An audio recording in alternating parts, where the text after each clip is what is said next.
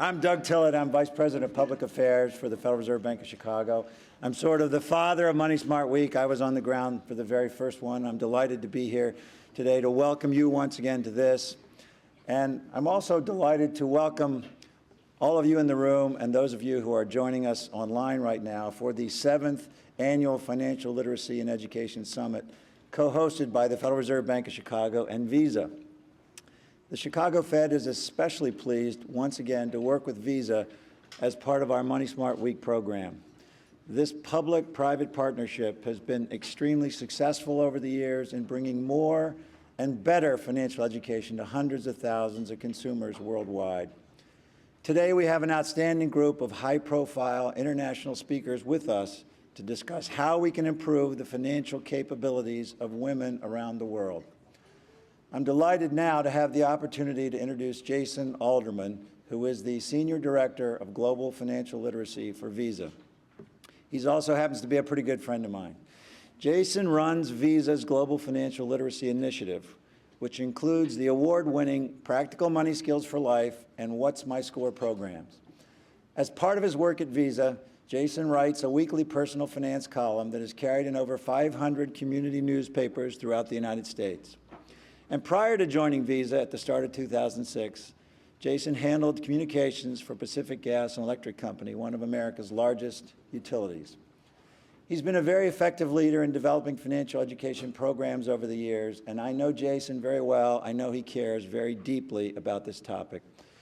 Please join me in giving a warm welcome for my friend, where is he? Jason Alderman.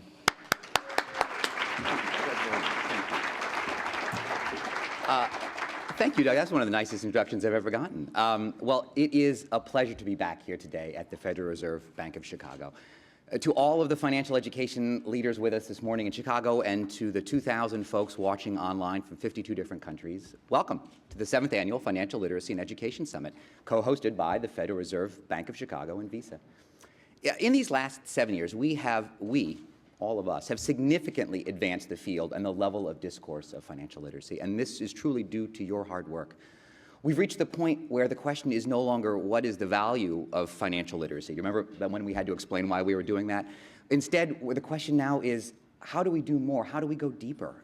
And I think the success of this model partnership between the public and private sectors is a testament to the Federal Reserve team here in Chicago. Charlie Evans at the helm, Doug Tillett, Alejo Torres, Tiffany Butler, and Allison Colbert, and everyone who labors here year-round to make this event possible. That this summit grows in scope and consequence every year is also a clear indication that financial literacy remains a vital public policy issue. The remarkable speakers that we have here today are further proof that the governments of the world realize that a key pillar in the financial health of their nations and of the global economy is a population that is financially included and literate. And that necessity is exemplified by our focus today on the financial literacy needs of women. From an aspiring entrepreneur in Botswana, to a civil servant reaching retirement age in Brazil, to a working mother in Canada, sandwiched between her aging parents and her college-bound children, to a newly arrived immigrant making a better life for herself in Australia, to a recent graduate looking for work in the Ukraine, to a mother in Pakistan who's struggling to make ends meet, women face considerable economic challenges. So in advance of today's summit, we crunched the numbers for our Global Financial Literacy Barometer to get a clearer picture of how the women of the world are faring with money management and financial education, and I thought the results are fascinating. So the barometer, just for those who don't know, is a survey we conducted with 25,000 people in 27 different countries, so very sweeping in scope. And the findings offer both areas of concern and reasons for hope. Having enough money saved for emergencies is a key indicator of an individual's economic stability, regardless of their level of wealth. And given their traditional role as family caregivers, women are particularly susceptible to the vagaries of financial turbulence. And our barometer, unfortunately, reinforces this point and shows that in all but one of the countries surveyed, women have saved less for emergencies than the men of their nation. And in that one outlier, Australia, even then, women saved barely more than men, just a few extra days for emergency living expenses. And this is a challenge. This is not good. Women on the plus side, however, seem far more determined than men to ensure that their children grow up to be financially literate. And the data found that women spend nearly 3 more weeks a year talking to and educating their own children about money management. And women also told us that they believe that government should require schools to be teaching financial literacy at a much earlier age than men believe. And those are both promising signs. You can see the results of our barometer and which countries have the most financially literate women at our flagship financial education website, practicalmoneyskills.com. Today's conversation is not meant to be one way. This summit we want to hear from you at this summit, and we want to hear your questions and get your questions to our distinguished speakers.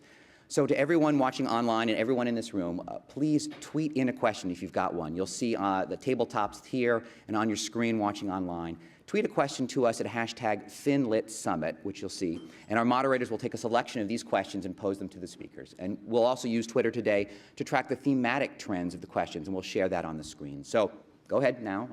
I see you all on your phone anyway. So tweet in a question. I want to hear it.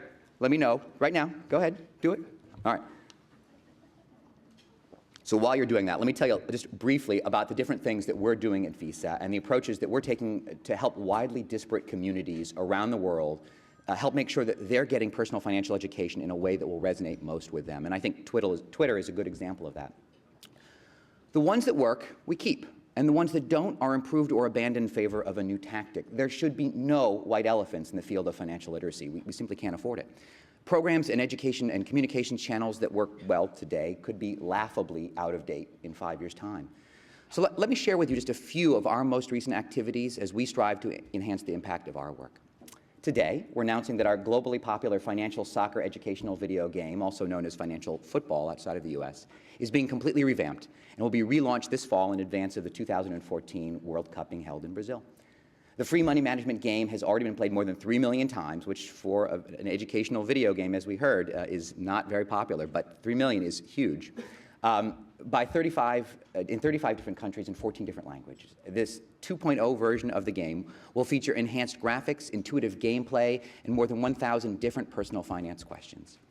We're working with the Australian Securities and Investments Commission to support Money Smart Week in that country. And our backing for this important nationwide initiative will include the launch of our new Australian financial literacy portal later this year.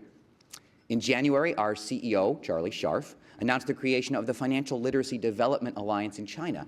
And this Visa-convened coalition is made up of NGOs and government regulators working together to bring financial education to 3 key groups: urban youth, workers who are migrating to manufacturing centers, and those living in rural areas. In Canada, our Choices and Decisions program is reaching its 17th year. This is a classroom curriculum that helps students throughout the country learn to be more financially literate. We've reached more than 45,000 students with our financial literacy theater programs in Brazil and Mexico, which are mounted in partnership with government agencies, state banks, and consumer advocates. And back in the US, we're launching next week a smartphone app called Planet Prom, which will help parents and teens take control of runaway spending for this high school dance by making a realistic budget and sticking to it. And I'm very pleased to report that the pledge Visa made 5 years ago at the Clinton Global Initiative Conference to reach 20 million people worldwide with financial literacy programs has been met, and then some. As of today, we've helped 27 million people, a fact that all of Visa's employees take great pride in.